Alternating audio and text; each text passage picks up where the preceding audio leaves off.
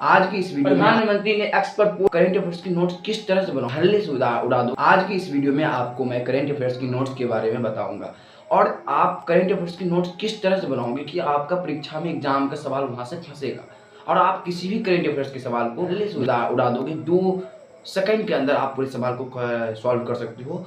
ये आपको आज मैं बताने वाला हूँ और प्रैक्टिकल के साथ मैं बताऊंगा। और प्रैक्टिकल के साथ करने का मतलब पेपर के साथ, पेपर लिया हूँ हाथ में और पेपर आपको दिखाऊंगा कि किस तरह से आपको पढ़ना है। तो चलिए मैं स्टार्ट करता हूँ और आप यदि मेरे चैनल पर नए हैं तो आप मेरे चैनल को सब्सक्राइब कर लीजिए। तो चलिए स्टार्ट करते हैं आज की इस वीडियो को और आप लोग अंत तक जरूर देखिएगा, तभी आपको इसका फायदा मिलने वाला है, नहीं तो फायदा नहीं मिलने वाला है जब तक आप अंत तक नहीं देखोगे। पहले आप अंत तक देखो, उसके बाद सीखो, उसके बाद नोट्स बनाओ। मैं बताता हूँ, यदि आप करंट अफेयर्स के रिलेटेड कोई क्वेश्चन को देखोगे तो आपको ज़्यादा से ज़्यादा देखने को मिलेगा देश और विदेश के बारे में। देश में क्या हुआ, अब विदेश में क्या हुआ। देश में आर्थिक के बारे में बोलेगा, सामाजिक बारे में बोलेगा, कोई बांध के बारे में बोलेगा, देश के अंदर किस प्रकार की परियोजनाएं चल रही है उनके बारे में बोलेंगे, विदेश में किस तरह से घटनाएं हो रहे हैं, देश और विदेश के साथ में किस तरह से समझौता हो रहे हैं, कौन से संधि हो रहे हैं, कौन सी हस्ताक्षर हुए हैं, किस प्रधानमंत्री के काल में हुआ है, ये सब आपको पूछा जा रहा है करंट अफेयर्स के नोट्स में। चाहे आप कोई बिहार पुलिस की तैयारी कर रहे हो या बिहार दरोगा की तैयारी कर रहे हो या कोई भी स्टेट एग्जाम की तैयारी करो, यूपी पुलिस, यूपी बीएड, किसी भी एग्जाम की तैयारी करो, तो यदि ये वीडियो आप देख लिए हो तो समझ जाओ आपको करंट अफेयर्स की तो टेंशन लेना ही नहीं है। तो इसलिए मैं आपको आज की इस वीडियो में पूरी जानकारी देने वाला हूं और करंट अफेयर्स से जो रिलेटेड क्वेश्चन पूछे जाते हैं वो वहीं से पूछे जाते हैं जो आज जहाँ से आपको बताने वाला हूं। तो आप कोई भी पेपर उठा लो, चाहे हिंदुस्तान का ले लो, दैनिक भास्कर ले लो, अखबार प्रभात खबर का ले लो या द हिंदू का ले लो, टाइम्स ऑफ इंडिया का ले लो, कि इंग्लिश में हिंदी में कोई भी ले लो। आप सबसे पहले क्या करना, वहाँ के नेशनल और फॉरेन में जाना। सेक्शन, कौन से सेक्शन में जाओगे, विदेश और देश सेक्शन में जाओगे। देश और विदेश सेक्शन में जाओ और विदेशी घटनाओं को पहले अध्ययन को देखो। जैसे मैं बताता हूँ, मैं ले लिया, जैसे मैं बताता हूँ, अभी देखो, अभी मैंने लिया है कि हिंदुस्तान का पेपर, उसमें देखो मैंने एक देश और दुनिया के बारे में इसमें बताया गया है। तो मैं सबसे पहले इस देश और दुनिया के, ताकि आप लोगों को पता ही होगा कि 25 जून को वेनेजुएला में एक भूकंप आया, काराकास का भूकंप आया, काराकास, वेनेजुएला के काराकास में, जो कि नेपाल से शुरुआत हुआ। 4.1 रिएक्टर के पैमाने पर शुरुआत हुआ और नेपाल के काठमांडू से शुरुआत हुआ और 700 किलोमीटर दूर तक, 700 किलोमीटर दूर कहाँ तक फैला है, जुमला जिले तक फैला हुआ है, यहाँ तक फैला हुआ है। और यहाँ पर जो वेनेजुएला में 1821 लिखा गया, देखिए लिखा गया है कि 1821 ईस्वी में, 1821 में स्पेन खिलाफ आज़ादी की लड़ाई की जीत की सालगिरह पर स्कूल और दफ्तर बंद थे। 1821 में वेनेजुएला और स्पेन के बीच में युद्ध हुआ था और जिसमें वेनेजुएला जीत गए थे, उसी की खुशी में आज स्कूल और दफ्तर क्या हुआ था, बंद हुआ था। तो लेकिन ये खुशी आज की मातम बदल गई। तो आपको यहाँ से क्वेश्चन क्या पूछेगा कि 1821 में किन देशों के बीच युद्ध हुआ था, उस दिन छुट्टी हुआ था तो भूकंप आया था। कौन सी देश ऐसी थी, वेनेजुएला था। वेनेजुएला और स्पेन के बीच में युद्ध हुआ था। उसके बाद इसमें आपको देखना होगा कि देख लीजिए, आप में बोला गया है, इसमें लिया गया है दुनिया में आए बड़े भूकंप, दुनिया में आए बड़े भूकंप देख सकते हो आप, दुनिया में आए बड़े भूकंप। इसमें सभी कैटेगरी दे रखा है, 2010, 2003, 2004, 2005, 2006, सही प्रकार की कैटेगरी आपको दे रखा है। तो इस प्रकार आप नोट्स बना सकते हो। आप सबसे पहले क्या करना, क्या जो यहाँ से एक क्वेश्चन बनेगा पहला, 1821 में स्पेन और वेनेजुएला के बीच युद्ध हुआ था, जिसमें वेनेजुएला क्या होता है, जीत गया था, विजय हो गया था। उसके बाद दुनिया में सबसे बड़े भूकंप का सबसे पहले कब आया, 13 जनवरी 2010 को आया। देख लो, 13 जनवरी 2010 को आया। इसमें 7 रिएक्टर के पैमाना पर भूकंप आया हुआ था, जिसमें 3,16,000 लोग मरे गए। फिर 26 दिसंबर 2004 को आया इंडोनेशिया में, उसमें 2,26,00,000 लोग से अधिक लोग मरे। 12 मई 2008 को आया चीन में, जिसमें 87,600 लोग मरे। 8 अक्टूबर 2005 को आया पाकिस्तान में, जिसमें 73,000 की मौत हुई। यहाँ पर देखो, पाकिस्तान और भारत के बीच में कुछ अल्टरनेट रिलेशन चलता रहता है, तो ये भारत और पाकिस्तान के बीच में पूछ सकता है, भारत और चीन के बीच में पूछ सकता है। इसलिए इस तरह से आप यदि नोट्स बनाओगे तो आपको किसी भी प्रकार की दिक्कत नहीं होने वाला है। अब देखो, जैसे हमने बोला कि अंदर में देश के अंदर किस तरह से राजनीतिक व्यवस्था हो रहा है, किस तरह से आर्थिक व्यवस्था हो रहा है, किस तरह से कोई नदी परियोजनाएं बन रही है। तो अभी आज के इस समाचार पत्र में देखो कि बोल रहा है तीस्ता नदी प्रबंधन पर चीन बांग्लादेश सहमत। तीस्ता नदी प्रबंधन पर चीन और बांग्लादेश के बीच में एक समझौता हुआ है। इसमें बोला गया है कि बांग्लादेश और चीन ने तीस्ता और अन्य नदियों के प्रबंधन में सहयोग बढ़ाने पर गुरुवार को सहमति जताई।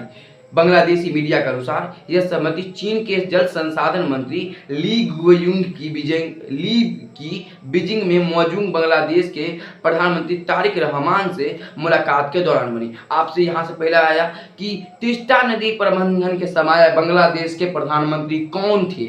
तीस्ता नदी प्रबंधन के समय बांग्लादेश के प्रधानमंत्री कौन थे, तो याद रखना तारिक रहमान। यहाँ से क्वेश्चन आ जाएगा तीस्ता नदी प्रबंधन के समय चीन के जल संसाधन मंत्री कौन थे, तो ली गुओइंग थे।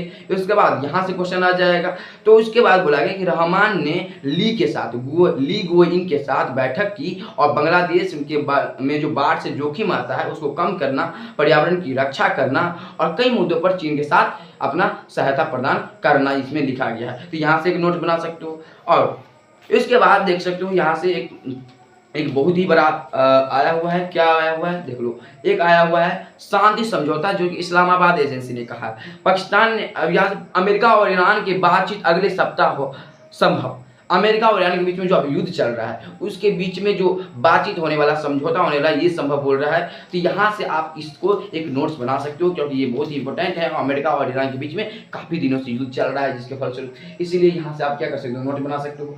बोला है कि पाकिस्तान ने कहा कि अमेरिका और ईरान वार्ता अगले हफ्ते फिर शुरू होने की उम्मीद है। बुधवार रात एक बयान में पाक के निर्देश ये सब नहीं आपको देखना है, कुछ नहीं देखना है। उसके बाद मैं आपको बताता हूँ, उन्होंने देखा दोनों देशों के बीते सप्ताह शांति बहाली के लिए एक समझौता ज्ञापन हस्ताक्षर किए थे।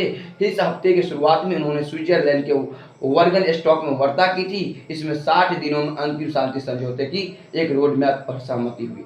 उसके बाद देख लो, लिखा गया है कि प्रतिबंध के हेडिंग आपको सबसे पहले पढ़ना है। हेडिंग आपको सबसे पहले पढ़ो, उस हेडिंग में देखो कि देश विदेश के बारे में बताया गया है, तो जाकर उस वीडियो उसका नोट बनाओ। आप देख लो, प्रतिबंध के बावजूद 85% बच्चे रहे सोशल मीडिया का इस्तेमाल, यानी कि 85 प्रतिबंध लगा दिया गया है। ऑस्ट्रेलिया में 16 वर्ष से कम उम्र के बच्चों के लिए सोशल मीडिया पर बैन लगा दिया गया। उसके बावजूद 85% ऐसे बच्चे हैं जो सोशल मीडिया का यूज कर रहे हैं। इसके बारे में यहाँ पर बताया गया है, तो यहाँ से पूछा जा सकता है क्वेश्चन, तो यहाँ से आप नोट्स बना सकते हो।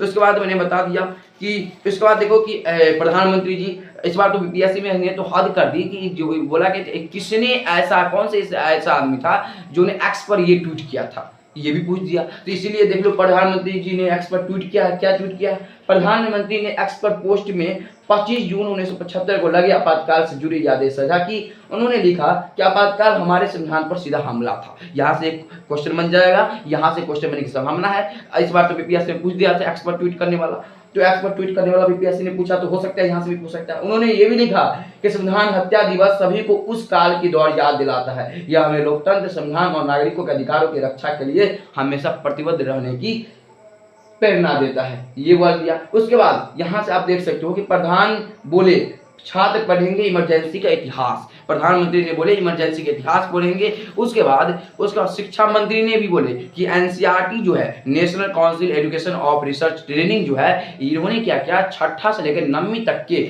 जितने भी एनसीईआरटी बुक हैं सब में आपातकाल के बारे में प्रावधान दिया, आपातकाल के बारे में अध्ययन करने की बच्चों को सुविधा दी। तो इन पर मंत्री जो हमारे एजुकेशन मिनिस्टर धर्मेंद्र प्रधान है, इन्होंने बोला सराहना दी कि हाँ अच्छी बात है, होनी चाहिए, बच्चे भी आपातकाल के इतिहास को पढ़ेंगे। उसके बाद हमारे प्रधानमंत्री मोदी जी ने बोले ही थी कि ये आपातकाल जो है ना लोकतंत्र को कुचल डाला है, भारत के लोकतंत्र के इतिहास में कुचल डाला है। ये पहला आप नोट्स यहाँ से आप बना सकते हो। पहला आपका नोट्स बनाना है देश दुनिया। उसके बाद आपको जाना कहाँ पर है, आर्थिक जागरण में। आर्थिक जागरण मतलब अर्थ जागरण में जो आपको अर्थव्यवस्था के बारे में बताएगा। उसके बाद आपको राजनीतिक जागरण में जाना है। और यहाँ पर बहुत सारे पेपर में क्या होता है, बहुत सारी चीज़ दिया जाता है कि मधुबनी जिला में ये हुआ, बहुत सारे ऐसे जिला की बात किया जाता है कि ये इसको मार दिया। ये कभी आपके क्वेश्चन में नहीं आएंगे, इसको नोट्स मत बनाओ और इसे मत फैला फिरो। एकदम याद रखना कि आपको सबसे पहले देश और दुनिया के बारे में जानना है। उसके बाद दूसरा किसके बारे में जानना है, पहला देना है देश और दुनिया, दूसरा अर्थ जागरण, तीसरा राजनीतिक जागरण। इससे बाहर कोई क्वेश्चन ये भी नहीं करेगा। आपको करेंट अफेयर्स में मैगजीन में देख लो, क्यों मैगजीन पढ़े यार, अपना नोट्स बनाओगे अपने याद हो तुरंत याद हो जाएगा, दूसरे से मैगजीन पढ़ोगे इसमें याद नहीं होगा। तो ये वीडियो आपके लिए था, यहाँ तक ये ऐसे आप वीडियो में ऐसे आप नोट्स बना सकते हो करेंट अफेयर्स की। और यदि किसी भी टॉपिक पे आपको चाहिए तो कमेंट में जरूर बताना। जय हिंद, जय भारत।